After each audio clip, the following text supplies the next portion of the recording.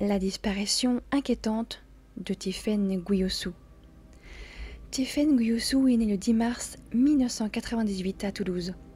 C'est une jeune adolescente bientôt majeure lorsqu'elle disparaît le lundi 11 janvier 2016 à Toulouse après avoir laissé un mot à sa mère. Je vais compléter ma vidéo avec 2 vidéos YouTube, celle de Victoria Charlton et celle de Canal Disparition qui ont produit leurs vidéos il y a environ 1 an pour l'affaire de la disparition non résolue de Tiffaine qui n'a pas été beaucoup médiatisée. Les informations sur sa disparition semblent maigres, cependant, je tâcherai de trouver le plus d'informations possible. Bonsoir à toutes et à tous, j'espère que votre week-end s'est bien passé. Ce soir, je reviens sur une affaire de disparition de mineurs, puisque Tiffaine a disparu 2 mois avant sa majorité. Cependant, comme je l'ai dit, l'affaire est peu médiatisée. La disparition de Tiffaine Gouyossou demeure un mystère complet. Il n'y a aucune piste, pas de témoin, absolument rien. Tiffaine est-elle toujours en vie?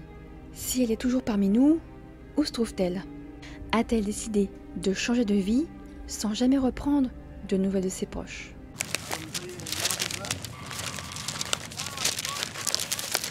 Tiffaine est une adolescente qui aime la musique et la cuisine. C'est aussi une adolescente assez solitaire, sans amis proches, qui passe du temps devant son PC. Pour moi, comme beaucoup d'entre nous, que l'on soit adulte ou adolescent. Elle regarde, selon sa mère, des films, beaucoup de films, écoute également de la musique.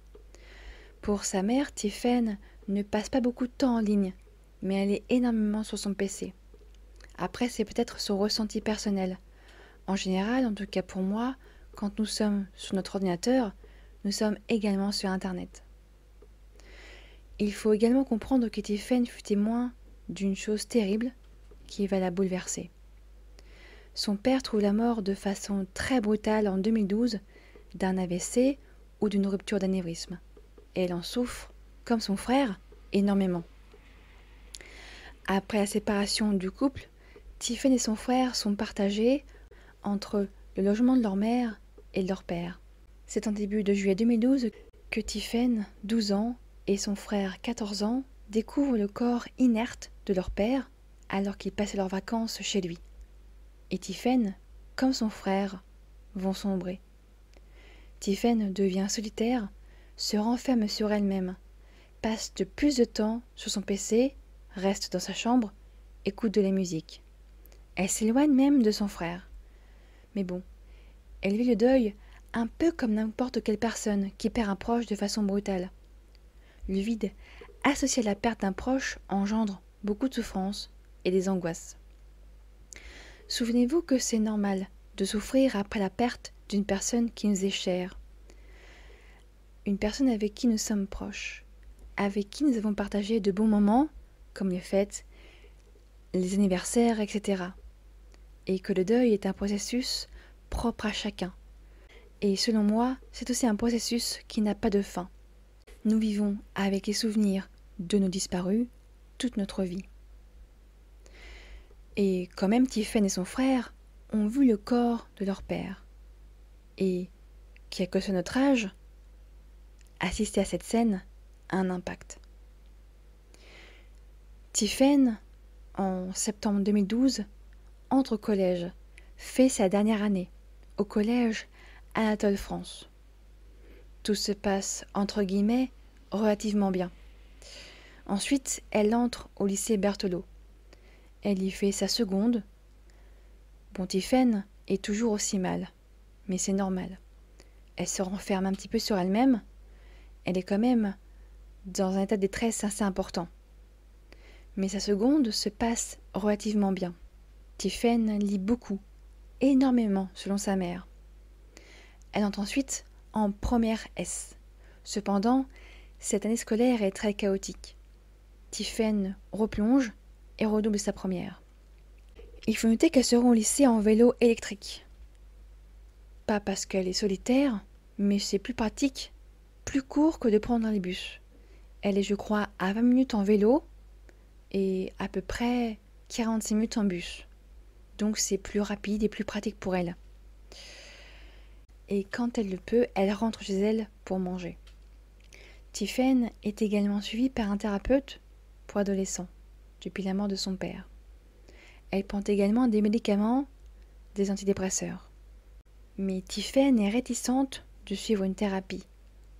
Elle veut arrêter. Mais sa mère, Claire, parvient à la convaincre à continuer. Mais pense que Tiffen ne parle pas beaucoup lors des séances. Arrive maintenant la fin du mois de décembre 2015. Tiffen semble sombrer encore plus dans l'abîme qu'est la dépression.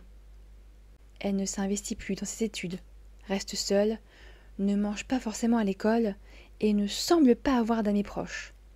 Elle a des amis, des personnes à qui elle parle, mais c'est sans plus. Une de ses amies du coup va rapporter que Tiffen ne rendait même plus ses devoirs depuis quelques semaines. Elle est en cours mais fait simplement acte de présence. Elle est là, sans vraiment être là. Nous sommes maintenant à la mi-décembre et Tiffen se rend sur Paris pour passer son BAFA. Tiffen a de la famille sur Paris. Sa mère y a également vécu un moment avant de descendre sur Toulouse en 1993 en tant que maquilleuse professionnelle. Tiffen y passe ses vacances de Noël et passe son diplôme. Mais elle échoue à l'examen. Elle rentre chez elle à Toulouse le 1er janvier 2016, un peu dépitée, on peut l'imaginer. Un coup dur en plus pour Tiffen. Elle avouera à sa mère le 9 janvier qu'elle a raté son BAFA. Tiffen n'a donc que 17 ans lorsqu'elle se volatilise le lundi 11 janvier après une matinée passée à son lycée de Toulouse, le lycée Berthelot, où elle est en première.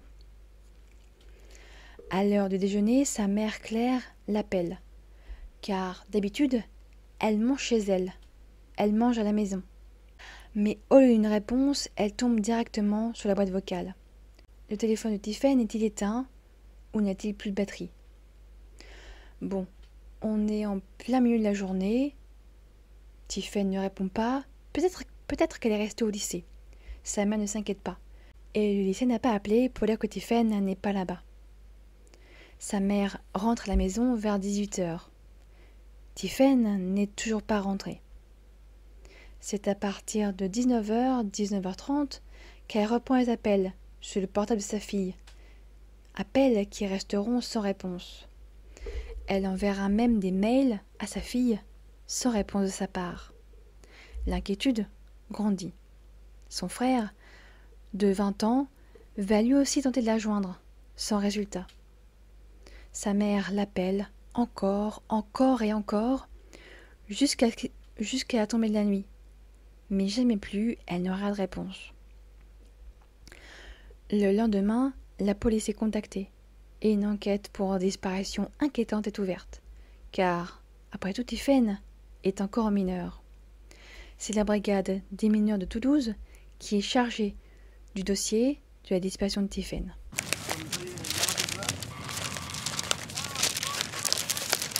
La mère de Tiffen explique que quelques jours avant de disparaître, Tiffen et elle se sont disputées. Le jour où Tiffen apprend à sa mère qu'elle a raté son BAFA, le samedi 9 janvier. Mais le matin de la disparition de Tiffen est un matin comme tous les autres. Ce lundi 11 janvier 2016, mère et fille se croisent pour le petit déjeuner. Et après quelques minutes, Tiffen quitte la maison en vélo électrique, direction le lycée. Rien de nouveau sous le soleil. Pas de dispute, pas de comportement étrange de la part de Tiffen. Rien ne présageait que Tiffen disparaisse quelques heures plus tard sans jamais réapparaître. Rien d'étrange, rien de particulier, sauf une chose, un mot que Tiffen laisse à sa mère. Merci pour la discussion d'hier, j'ai enfin compris ce que je voulais vraiment. Bye. Un mot donc qui a été clé dimanche à propos de la dispute du samedi 9. Le mot est froid, distant, mais ne dit pas ouvertement « je pars pour ne plus jamais revenir ». Tiffen laisse également à la maison sa carte d'identité, son passeport, ses médocs, son PC portable. Elle ne prend aucun vêtement de rechange, absolument rien. Elle part avec ses affaires du lycée, son vélo électrique et c'est tout. Ce n'est pas la première fois que Tiffen fugue. Mais cette fois-là, cette première fugue, elle l'a fait pour rejoindre sa grand-mère. Et elle ne part pas seule, mais avec son frère. Tous les deux sont partis 3 jours voir leur grand-mère, mais c'était il y a plusieurs années. Le compte en banque de Tiphaine est fouillé et révèle que l'adolescente a acheté un billet de train en direction de Sète, au sud de Montpellier, à environ 2 heures de train. La ville est située en bord de mer. Et c'est à Sète que le portable de Tiphaine bornera pour la toute dernière fois, au stade qui longe la route du corps d'une bourre à 20h16. Tiphaine va également consulter sa boîte vocale à 20h ce soir-là.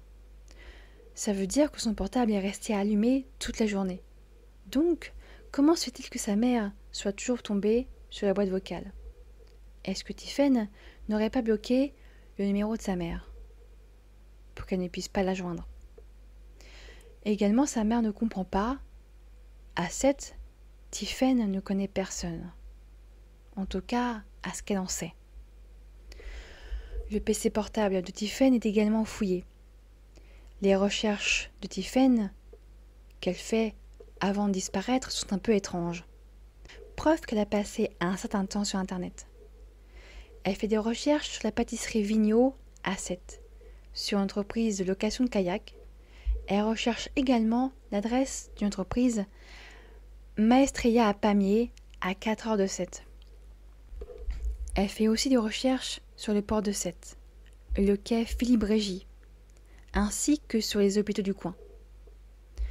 Elle recherche également un restaurant, les Délices de Jade.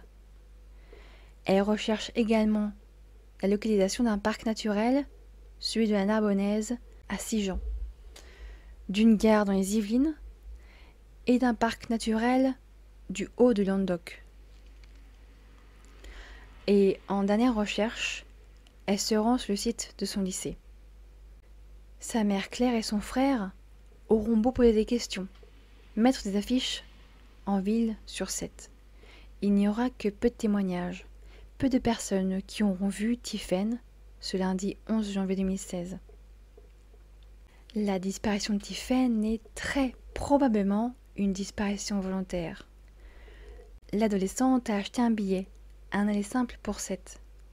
Elle a toujours son portable sur elle à son arrivée à Sète, puis coupe son portable, ou son portable n'a plus de batterie, quelques heures ou quelques minutes après son arrivée en ville. Mais disparaître à 17 ans, sans s'être réellement préparé, peut transformer une personne en cible facile pour n'importe quel criminel. Après enquête, on va apprendre que Tiphaine est une fumeuse. Pas de quoi sauter au plafond non plus. Mais sa mère pense qu'elle fumait d'autres substances, autres que le tabac. Cependant, elle estime que sa fille n'en consommait que de façon occasionnelle. Ses camarades de classe sont aussi interrogés. Comment était-elle ce lundi 11 janvier? Pour eux, Tiphaine semblait hyper fatiguée. En tout cas, plus fatiguée que d'habitude. Une personne, un témoin, aurait vu Tiphaine à Sète, à la ludothèque. Pour cette personne, ce témoin, Tiphaine n'était pas seule, mais il faut prendre l'information avec des pincettes. Ce n'était peut-être pas Tiphaine. Après plusieurs mois ou années, sans que les recherches n'aient conduit les proches vers une piste quelconque, la famille de Tiphaine contacte les RPD. C'est là que l'on apprend les différentes pistes qui ont été suivies. Tiphaine était partie de façon volontaire. A-t-elle rejoint un réseau pour partir à l'étranger? A-t-elle été victime d'un rôdeur ou d'un criminel lors de sa fugue? A-t-elle rejoint quelqu'un?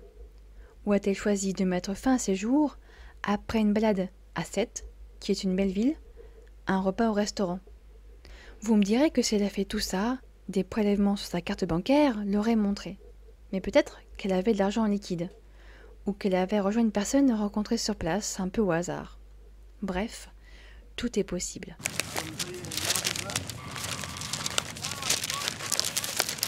La famille, les proches de Tiphaine vivent l'inquiétude, l'incertitude, car Tiphaine n'a toujours pas été retrouvée.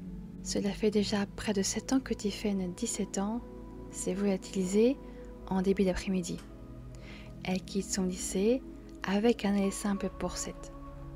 Si Tiffen est toujours en vie, elle aurait 24-25 ans.